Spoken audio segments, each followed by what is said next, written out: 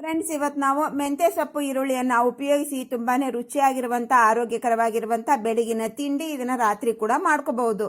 ಮಾಡೋದು ತುಂಬಾನೇ ಸರಳ ಬಂಧುಗಳ ರುಚಿ ಮಾತ್ರ ತುಂಬಾನೇ ಎಕ್ಸಲೆಂಟ್ ಆಗಿರುತ್ತೆ. ಬನ್ನಿ ಹಾಗಾದ್ರೆ ಈ ರೆಸಿಪಿಯನ್ನು ಯಾವ ರೀತಿ ಮಾಡೋದು, ಏನೆಲ್ಲ ಸಾಮಗ್ರಿ ಬೇಕಂತ ನೋಡೋಣ. ಗೋವಿಂದ ಸವಿರುಚಿ ಜಿವಿಯರ್ ಆಲ್ರೌಂಡ್ ಚಾನೆಲ್ಗೆ ನಿಮಗೆಲ್ಲ ಸ್ವಾಗತ. ಸಬ್ಸ್ಕ್ರೈಬ್ ಮಾಡ್ಕೊಡ್ರಿ ನನ್ನ ಚಾನಲ್. ಹೊಸ ವಿಡಿಯೋಗಳಿಗಾಗಿ ಬೆಲ್ ಐಕನ್ನ ಪ್ರೆಸ್ ಮಾಡಿ. ಬಂಧುಗಳೇ, ಇದು ವಿಂಟರ್ ಸ್ಪೆಷಲ್ ರೆಸಿಪಿ ಅಂತಾನೆ ಹೇಳ್ಬಹುದು. ಈ ನಮ್ಮ ಚಳಿಗಾಲದಲ್ಲಿ ಬ್ಲಡ್ ಅನ್ನೋದು ಹೆಪ್ಪಗಟ್ತಾ ಇರುತ್ತೆ. ಅದನ್ನ ತಡೆಗಟ್ಟಬೇಕು ನಾವು ಅಂತಂದ್ರೆ ಪ್ರತಿದಿನ ಯಾವುದೇ ಒಂದು ರೂಪದಲ್ಲಿ ಮೆಂತ್ಯ ಸೊಪ್ಪನ್ನ ನಾವು ಸೇವಿಸೋದ್ರಿಂದ ಬ್ಲಡ್ ಹೆಪ್ಪಗಟ್ಟುವುದನ್ನ ತಡೆಯಬಹುದು. ಬಂಧುಗಳೇ, ನಿಮಗೆ ಸಜೆಷನ್ ಮಾಡೋದು ನಾನು ಪ್ರತಿದಿನ ಮೆಂತ್ಯ ಸೊಪ್ಪನ್ನ ಯಾವುದೇ ಒಂದು ರೂಪದಲ್ಲಿ ಸೇವಿಸ್ತಾ ಬನ್ನಿ. ಇದ್ರ ಜೊತೆಗೆ ನೋಡಿ, ಗ್ರೀನ್ ಚಟ್ನಿ ಎಕ್ಸಲೆಂಟ್ ಟೇಸ್ಟ್ ಆಗಿರುತ್ತೆ. ಬೇಕು ಅಂದ್ರೆ ನೀವು ಆ ವಿಡಿಯೋ ಕೂಡ ನಾನು ನಿನ್ನೆ ವಿಡಿಯೋನಲ್ಲಿ ಶೇರ್ ಮಾಡಿದ್ದೀನಿ, ಅಲ್ಲಿ ಹೋಗಿ ನೋಡ್ಕೊಂಡು ಬರ್ಬೋದು. ನಾನಾದ್ರೆ ಇದರಲ್ಲಿ ನಮ್ಗೆ ಯಾವ ಚಟ್ನಿ ಪಲ್ಯ ಏನೂ ಬೇಕಾಗಲ್ಲ ಬಂಧುಗಳು, ಹಾಗೆ ಕೂಡ ನಾವು ತಿನ್ಬಹುದು. ಸಖತ್ತಾಗಿರುತ್ತೆ. ಬನ್ನಿ ರೆಸಿಪಿ ಶುರು ಮಾಡೋಣ. ಮೊದಲಿಗೆ ಗೋಧಿ ಹಿಟ್ಟನ್ನ ಒಂದು ಪರಾತದಲ್ಲಿ ಹಾಕೊಂಡೆ. ಸುಮಾರಾಗಿ ಇದು 350ರಿಂದ 400 ಗ್ರಾಮ್ನಷ್ಟು ಇರಬಹುದು. ಧನಿಯಾ ಪೌಡರ್, ಕಿಚನ್ ಕಿಂಗ್, ಸ್ವಲ್ಪ ಆಮ್ಚೂರ್ ಪೌಡರ್, ಅರಿಶಿನ, ಅಚ್ಚ ಖಾರದ ಪುಡಿ, ಕಡಲೆ ಹಿಟ್ಟು, ಇದು ಅಲ್ಲ ಬೆಳ್ಳುಳ್ಳಿ ಪೇಸ್ಟ್, ಹಾಗೆ ಕೊತ್ತಂಬರಿ ಸೊಪ್ಪು. ನಿಮ್ಮ ಹಿಟ್ಟಿನ ಅನುಸಾರವಾಗಿ ನೀವು ಮಸಾಲೆನ ಹೆಚ್ಚು ಕಡಿಮೆ ಮಾಡ್ಕೋಬಹುದು. ರುಚಿಗನುಸಾರ ಉಪ್ಪು, ಹಾಗೆ ಸ್ವಲ್ಪ ಎಣ್ಣೆಯನ್ನ ಹಾಕೊಂಡು ನೀಟಾಗಿ ಮಿಕ್ಸ್ ಮಾಡ್ಕೊಳ್ಬೇಕು. ಹೀಗೆ ನಾವು ಹಿಟ್ಟಿನಲ್ಲಿ ಹಾಕೊಳ್ಳೋದ್ರಿಂದ ಡಬಲ್ ಟೇಸ್ಟ್ ಕೊಡುತ್ತೆ ಬಂಧುಗಳೇ. ಸಖತ್ ಅಂದ್ರೆ ಸಖತ್ತಾಗಿರುತ್ತೆ. ಈ ವಿಧಾನದಲ್ಲಿ ಒಂದ್ಸಾರಿ ಮಾಡಿ ನೋಡಿ, ಎಲ್ಲರಿಗೂ ಇಷ್ಟ ಆಗುತ್ತೆ. ಪದೇ ಪದೇ ಕೇಳ್ತಾರೆ, ಇನ್ನೊಂದ್ಸಲ ಮಾಡು ಅಂತ. ಅಷ್ಟು ರುಚಿಯಾಗಿರುತ್ತೆ. ಈಗ ಸ್ವಲ್ಪನೇ ನೀರು ಹಾಕೊಂಡು ನಾವು ಇದನ್ನ ಕಲಿಸ್ಬೇಕು. ಮೊದಲಿಗೆ ನೀರು ಹಾಕದೆ ನಾವು ಹಾಕಿರುವಂತ ಸಾಮಗ್ರಿ ಎಲ್ಲ ನೀಟಾಗಿ ಗೋಧಿ ಹಿಟ್ಟಿನಲ್ಲಿ ಸೇರ್ಬೇಕು.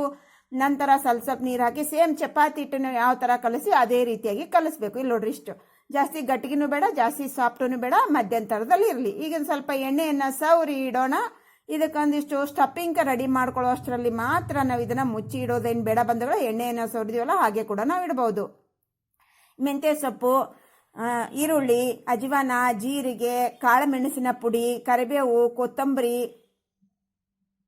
ರುಚಿಗನುಸಾರ ಉಪ್ಪು, ರೆಡ್ ಚಿಲ್ಲಿ, ಅರಿಶಿನ ಪುಡಿ, ಆಮ್ಚೂರ್ ಪೌಡರ್, ಮತ್ತೆ ಕಿಚನ್ ಕಿಂಗ್, ಧನಿಯಾ ಪೌಡರ್. ನಾವು ಮಸಾಲೆಗೆ ಎಷ್ಟು ಬೇಕೋ ಅಷ್ಟು ಮಾತ್ರ ಹಾಕೊಳ್ರಿ. ಇದು ನೋಡ್ರಿ, ಅಲ್ಲ ಬೆಳ್ಳುಳ್ಳಿ ಪೇಸ್ಟ್, ಒಂದು ಹುರಗಡಲೆ ಪೌಡರ್.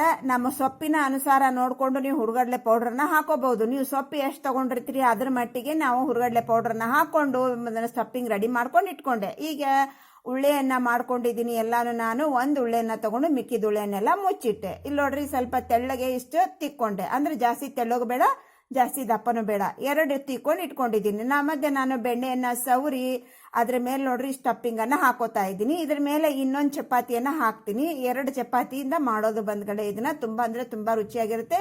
ಮಾಡೋದು ತುಂಬಾನೇ ಸುಲಭ. ಬ್ಯಾಚುಲರ್ಸ್, ಬಿಗಿನರ್ಸ್ ಎಲ್ಲರೂ ನೀವು ಈಸಿಯಾಗಿ ಮಾಡ್ಕೋಬಹುದು ಈ ರೆಸಿಪಿನ. ಅಂದ್ರೆ ತುಂಬಾನೇ ರುಚಿಯಾಗಿರುತ್ತೆ. ಅದ್ರ ಮೇಲೆ ಇನ್ನೊಂದು ಚಪಾತಿಯನ್ನ ಹಾಕಿ ಒಂದು ಮುಚ್ಚಳ ತಗೊಂಡು ಹಿಂಗೆ ಪ್ರೆಸ್ ಮಾಡಿದ್ರೆ ಆಯ್ತು ನೋಡ್ರಿ. ನಮ್ಗೆ ಯಾವುದು ಟೆನ್ಷನ್ ಇಲ್ಲ. ಈಗ ಬಿಸಿ ಇರುವ ಹಂಚಿನೆಲ್ಲ ಹಾಕಿ ಎರಡೂ ಕಡೆಗೆ ನಾವು ಬೆಣ್ಣೆ, ತುಪ್ಪ, ಎಣ್ಣೆ ನಿಮಗೆ ಇಷ್ಟ ಆಗಿದ್ದನ್ನ ನೀವು ಹಾಕೋಬಹುದು. ಈ ಚಳಿಗಾಲದಲ್ಲಿ ಬೆಣ್ಣೆ ತಿನ್ನೋದ್ರಿಂದ ತುಂಬಾನೇ ಒಳ್ಳೇದು ನಮ್ಮ ಆರೋಗ್ಯಕ್ಕೆ. ಹಾಗಾಗಿ ನಾನು ಬೆಣ್ಣೆಯಿಂದ ಮಾಡ್ಕೊಡ್ತಾ ಇದ್ದೀನಿ. ಮಕ್ಕಳಿಗೆ ಬೆಣ್ಣೆ ಅಂದ್ರೂ ಕೂಡ ಇಷ್ಟನೇ. ನಮ್ಮ ಮನೆಯಲ್ಲಿ ಹಿರಿಯರಿಗಾಗ್ಲಿ ಮಕ್ಕಳಿಗಾಗ್ಲಿ ಬೆಣ್ಣೆ ಅಂದ್ರೆ ಇಷ್ಟ. ಅದಕ್ಕೋಸ್ಕರ ಬೆಣ್ಣೆಯಲ್ಲಿ ಮಾಡ್ತಾ ಇದ್ದೀನಿ. ನೋಡ್ರಿ, ಇವಾಗ ಓಪನ್ ಮಾಡಿ ತೋರಿಸ್ತಾ ಇದ್ದೀನಿ. ನೋಡ್ರಿ, ಚೆನ್ನಾಗಿ ನಾವು ಎರಡೂ ಕಡೆಗೆ ಹೀಗೆ ಹೊಂಬಣ್ಣ ಬರುವಾಗೆ ಬ್ರೌನ್ ಕಲರ್ ಮಾಡೋರಿಗೆ ನಾವು ಫ್ರೈ ಮಾಡಿ ತಕೊಂಡ್ಬಿಡ್ಬೇಕು ಬಂದ್ರೆ. ಸಖತ್ತಾಗಿರ್ತಾ ಇದೆ. ಚಟ್ನಿ ಪಲ್ಯ ಏನೂ ಬೇಕಾಗಿಲ್ಲ ರೀ ನಮಗೆ. ನಾವು ಹೀಗೇನೆ ತಿಂತೀವಿ. ಮತ್ತು ನಮ್ಮ ಮನೆಯಲ್ಲಿ ಕೆಲವರು ಚಟ್ನಿ ಜೊತೆ ತಿಂತಾರೆ. ಅದಕ್ಕೋಸ್ಕರ ನಾನು ಗ್ರೀನ್ ಚಟ್ನಿಯನ್ನು ಕೂಡ ಮಾಡಿದ್ದೀನಿ. ಆದರೆ ನಮಗೆ ಬೇಕಾಗಲ್ಲ. ನಮ್ಮ ಮಕ್ಕಳಿಗಾಗ್ಲಿ ನಮಗಾಗ್ಲಿ ನಾವು ಬೆಣ್ಣೆ ಮತ್ತೆ ಕೆನೆ ಮೊಸರಲ್ಲೇ ತಿಂತೀವಿ. ಅರ್ಥ ಆಯ್ತು? ಏನಾದರೂ ಡೌಟ್ ಇತ್ತು ಅಂದ್ರೆ ಕಮೆಂಟ್ ಸೆಕ್ಷನ್ ಅಲ್ಲಿ ಕಮೆಂಟ್ ಮಾಡಿ. ಒಂದೇ ಸಾರಿ ಇದು ಟ್ರೈ ಮಾಡಿ ಅಂತ ಹೇಳ್ತಾ ಇವತ್ತಿನ ರೆಸಿಪಿಯನ್ನು ಮುಗಿಸೋಣ. ಇನ್ನೊಂದು ರೆಸಿಪಿಯಲ್ಲಿ ಸಿಗೋಣ. Thanks for watching. ಬಾಯ್.